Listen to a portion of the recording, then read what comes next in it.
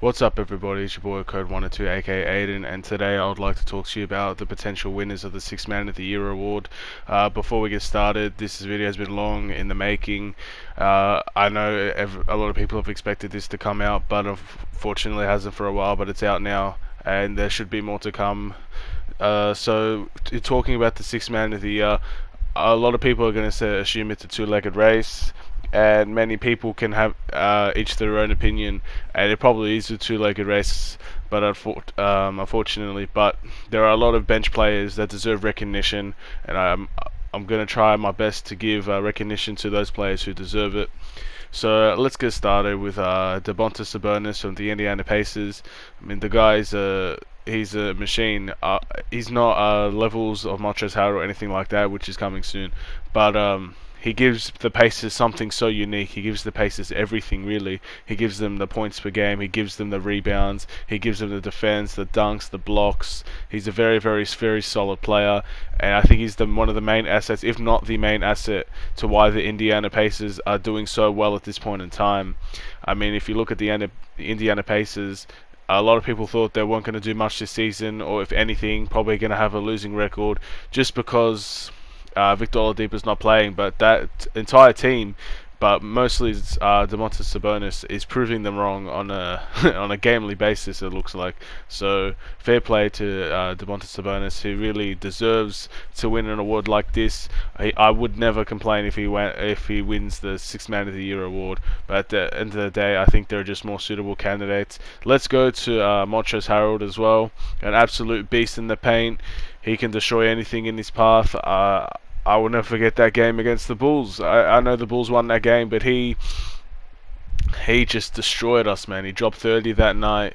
He just bullied the paint. No one could stop him. He was making everything. He was the reason that the Clippers did as well as they did against us, because I don't think it would have been a close game without him, for sure. But you got to give the man his props. He's a hustle player. He's the type of player I think everybody would want on their team.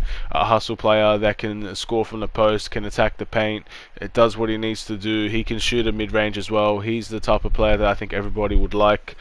And he's playing on the best bench in the NBA. I know that there are more suitable contenders when it comes to that award on the Clippers bench, but it's very important that he gets his recognition as well, because if he weren't there, you can't tell me the Clippers are doing as well as they are now. You can't tell me the Clippers are even close to winning a championship without Montrezl Harrell. I know maybe a lot people could disagree with me on that, but I think Montrezl Harrell is extremely important to what the Clippers provide as a team, as a defensive unit, as an offensive unit as well. So fair play to Montrezl Harrell. I think he could win this, and I don't think anybody would complain. But let's move on. There are a couple more players I'd like to mention briefly. Mainly, the only reason why it's briefly is because I don't really know much about their careers. Obviously I know about their careers, but they've just been quiet. Not much news about them besides the good games here and there. So I want to first start off with Spencer Dinwiddie. Spencer Dinwiddie was a former Bull, so of course I'm going to be very favourite towards him. I don't think he's going to win it, but he had a decent season. He had a decent season last year as well. The guy, he's turned his season around. I mean, he didn't play very well for the Bulls, but when he got that move to the Nets, everything changed for him. He turned into a better player. I'm very happy for him. I think he deserves everything that he gets. He's on a very good team now that can build with him for years. So fair play to him. I couldn't be happier for him. We also got Goran Dragic. Goran Dragic is another player that has had I've not heard much about this season. Maybe it's because he's on the bench, but the guy is just a crafty individual. He's sneaky. He does the fundamentals right. He's a big time player as well.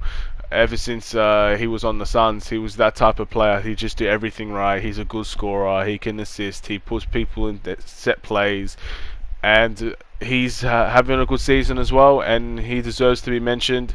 The Miami Heat are doing very, very well as a team, and you can't say that he's not been a big part of that. So fair play to Goran Dragic.